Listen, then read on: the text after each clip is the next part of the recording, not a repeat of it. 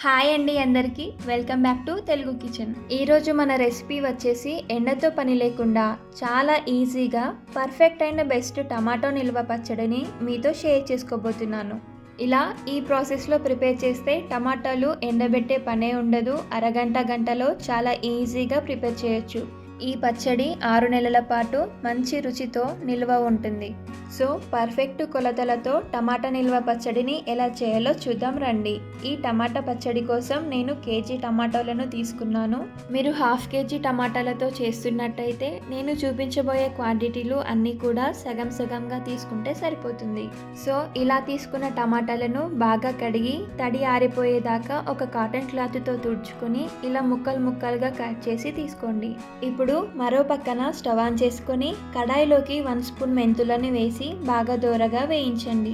మెంతులని సరిగా వేయించకపోతే పచ్చడి అనేది లైట్గా చేదుగా వస్తుంది. సో మెంతులని బాగా ఫ్రై చేయండి.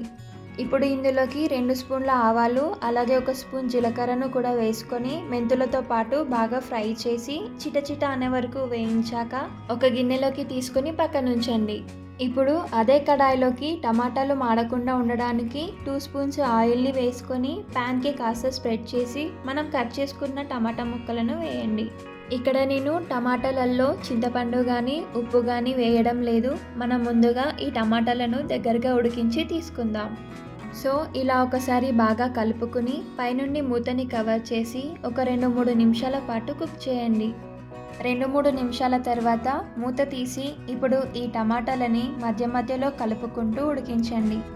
ఈ టమాటాలలో ఊరే నీళ్ళతోనే టమాటాలు చక్కగా ఉడుకుతాయి. ఇలా టమాటాలని ఉడికిస్తున్నప్పుడు మీకు మధ్యలో టమాటా ముక్కలు పెద్దగా అనిపిస్తే ఇలా స్పూన్తో కొంచెం మెదిపినట్టుగా చేస్తూ బాగా ఉడికించండి. ఇలా టమాటాల్లో వాటర్ అనేది లేకుండా చక్కగా ఉడికించాలి. సో నేను ఇలా మధ్యలో కలుపుతూ ఉడికించాను. కంప్లీట్గా నీరు అంతా ఇంకిపోయేంత వరకు ఉడికించాలి. ఇలా చేయడం వల్ల మనకు టమాటా పచ్చడి ఎక్కువ కాలం పాటు పాడవకుండా నిల్వ ఉంటుంది. కాబట్టి ఇలా కంప్లీట్గా నీరంతా పోయేలాగా ఉడికించుకున్నాక స్టవ్ ఆఫ్ చేసేసుకొని ఇది పూర్తిగా చల్లారేంత వరకు పక్కనుంచండి. ఇప్పుడు మిక్సీ గిన్నెని తీసుకొని ఇందులోకి మనం ముందుగా వేపుకున్న మెంతులు, ఆవాలు, జీలకర్రను వేసుకోండి.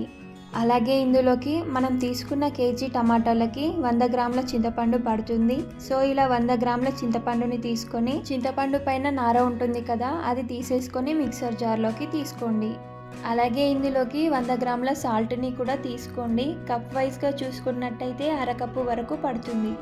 ఇక్కడ నేను కల్లుప్పుని తీసుకున్నాను. సో ఇలా ఉప్పుని కూడా మిక్సర్ గ్రైండర్లోకి తీసుకొని మెత్తగా గ్రైండ్ చేయండి. ఇలా ఉప్పుతో పాటు మెంతులు, చింతపండు వేసుకుని గ్రైండ్ చేస్తే ఇలా పొడిగా అవుతుంది. నెక్స్ట్ ఇప్పుడు ఇందులోకి 10 వెల్లుల్లిపాయలు అలాగే హాఫ్ టీ స్పూన్ పసుపుని, 1 కప్పు కారంని తీసుకోండి. వెయిట్ వైజ్గా ఈ కారం 100 గ్రాములు ఉంటుంది.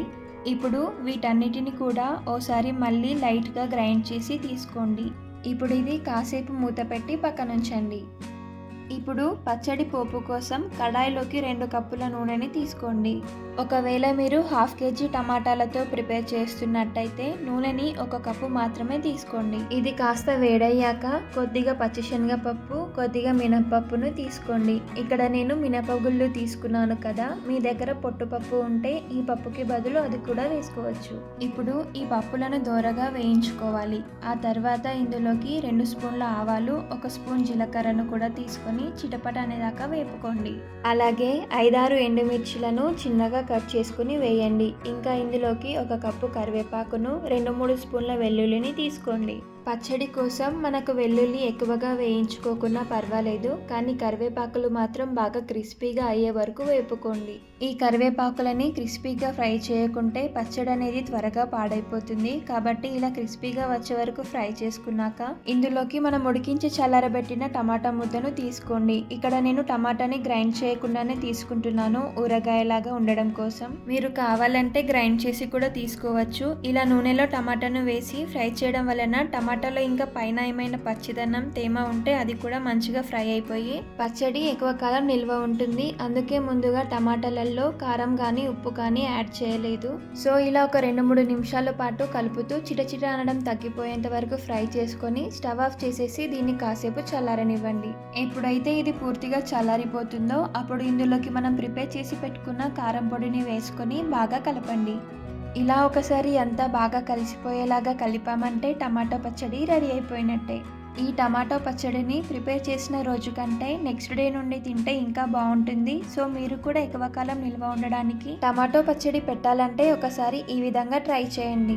6 నెలల పాటు టేస్టీగా ఏమాత్రం చెక్కు చెదరకుండా ఉంటుంది. అలాగే ట్రై చేశాక మీకు ఎలా కుదిరిందో నాతో కామెంట్లో చెప్పండి. రెసిపీ నచ్చితే వీడియోకి ఒక లైక్ కొట్టి మీ ఫ్రెండ్స్ అండ్ ఫ్యామిలీ మెంబర్స్కి షేర్ చేయండి. మరిన్ని టేస్టీ అండ్ హెల్తీ రెసిపీస్ కోసం మన ఛానల్ని సబ్స్క్రైబ్ చేయండి. Thank you for watching.